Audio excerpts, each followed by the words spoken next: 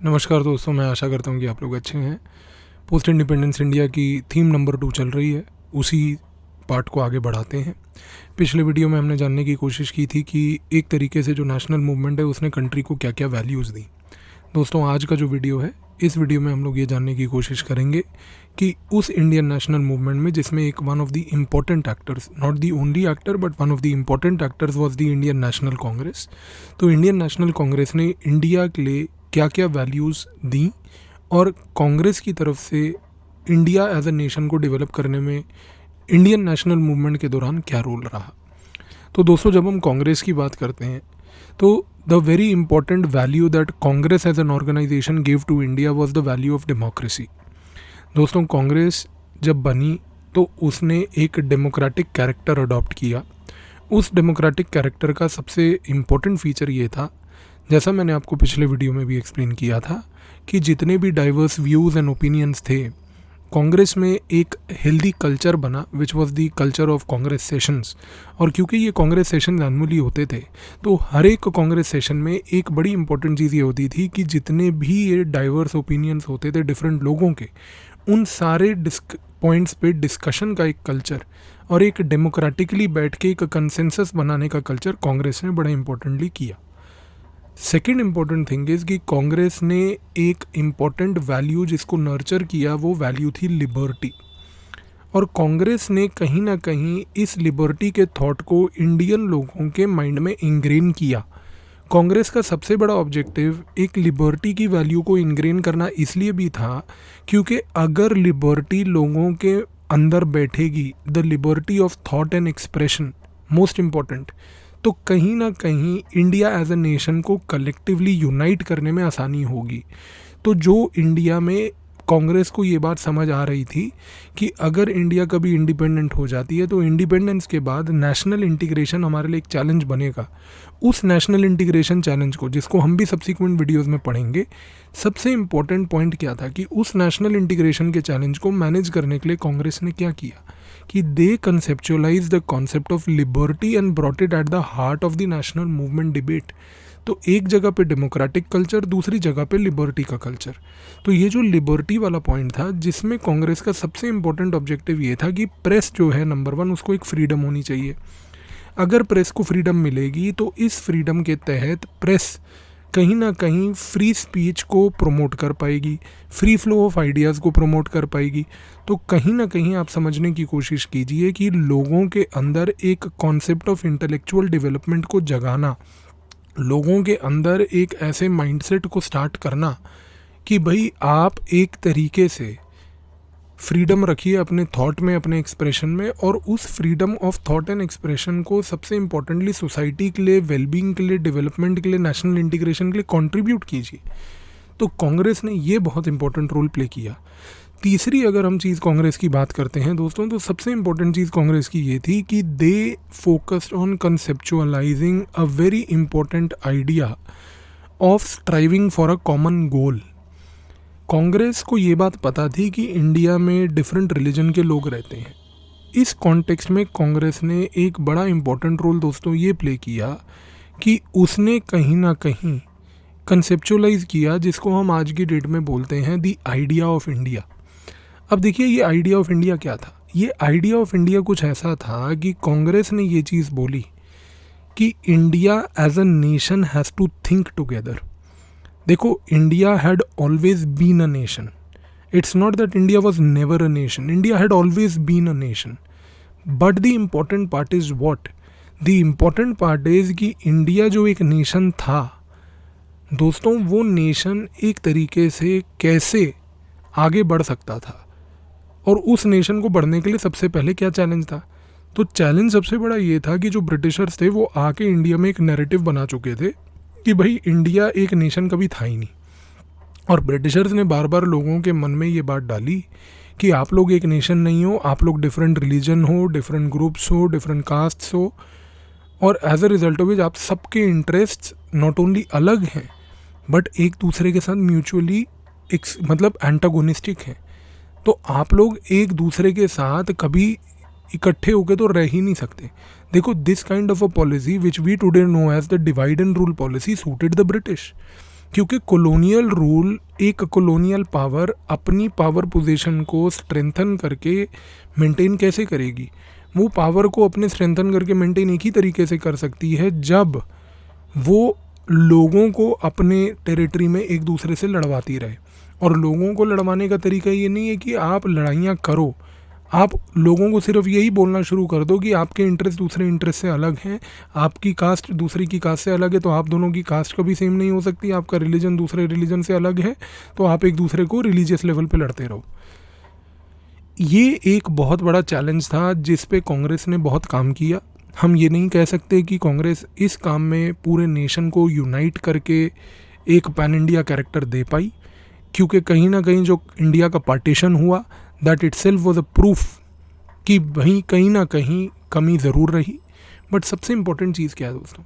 सबसे इम्पोर्टेंट चीज़ ये है कि Congress at least tried and they made an attempt during the national movement to bring people on a common platform so that all of them could strive for a common goal, and the common goal was a national goal, and the national goal was कि everyone should think above their caste, above their creed, above their religion and think for the nation as a whole। तो दोस्तों ये जो thought process था कांग्रेस की तरफ से कि हम ये चाहते हैं कि लोग एक तरीके से अपने कास्ट के फैक्टर्स को छोड़ें, लोग एक तरीके से कास्ट, क्रीड, रिलीजन से ऊपर उठें और ऊपर उठ के वो एक तरीके से पूरे नेशन के बारे में सोचें। कांग्रेस का एक ये बहुत बड़ा रोल था इस चीज़ को प्रमोट करने का सोसाइटी में। लेकिन इंडिया आज की डेट में एक केस इन प्रैक्टिस है। इंडिया आज की डेट में एक ऐसा केस है जो अभी भी उस कॉमन गोल तक स्ट्राइव नहीं कर पाया है, क्योंकि caste fault lines, religious fault lines हैं जिनके बारे में हम लोग चर्चा करेंगे सबवर्सिव सेसेशनिज्म में। और हम ये जानने की कोशिश करेंगे कि कई बार इन फॉल्ट लाइंस के कारण समस्या हमेशा रही है। But at least the fact is कि कांग्रेस ने एक कॉमन गोल के ऊपर लोगों को लाने की कोशिश करी।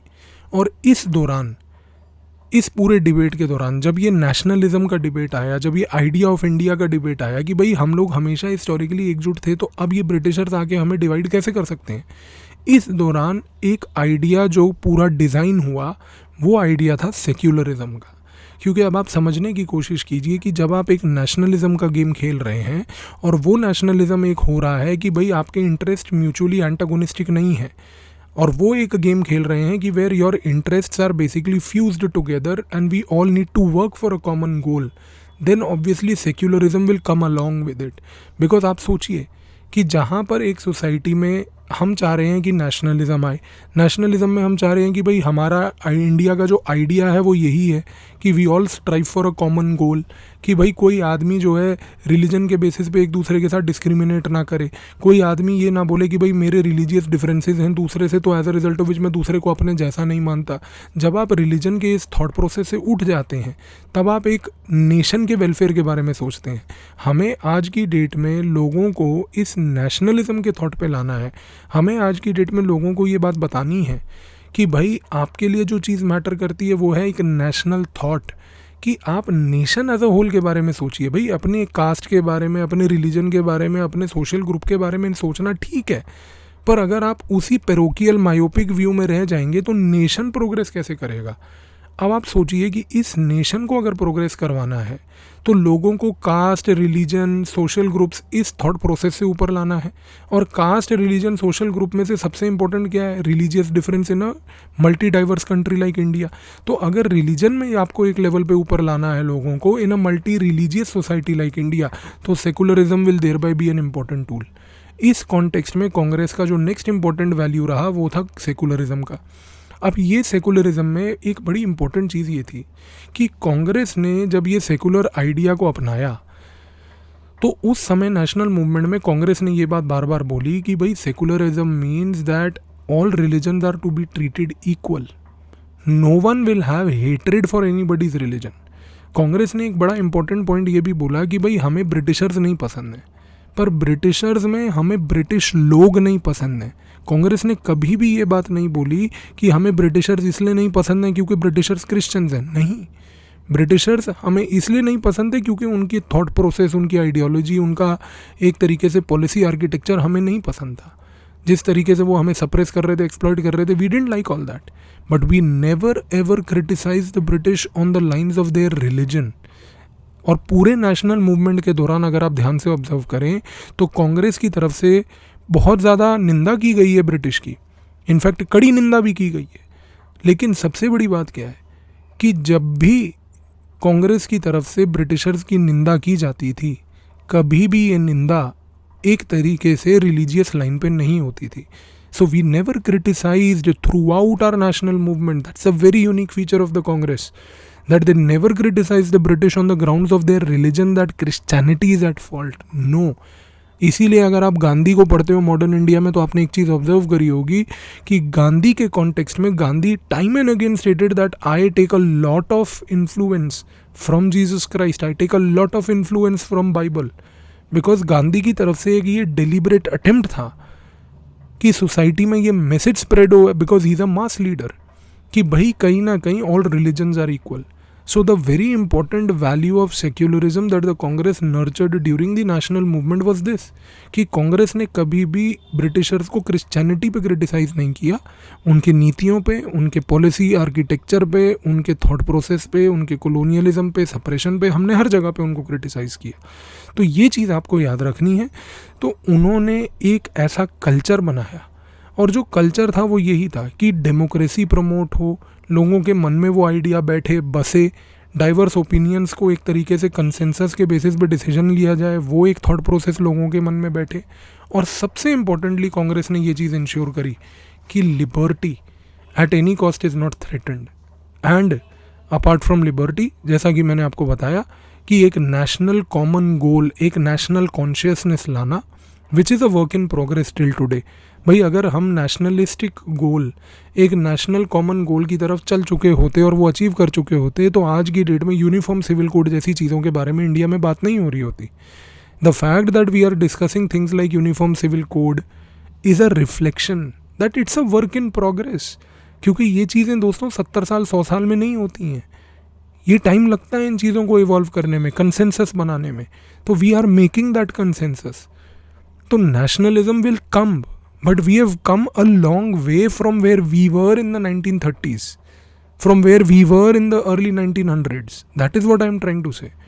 तो आप इस चीज़ को समझिए। और इस नेशनलिज्म में किस तरीके से सेक्युलरिज्म का एक इम्पॉर्टेंट टूल था, ये मैंने आपको इस वीडियो में एक्सप्लेन कर दिया। तो we'll continue from here in the next video. Thank you.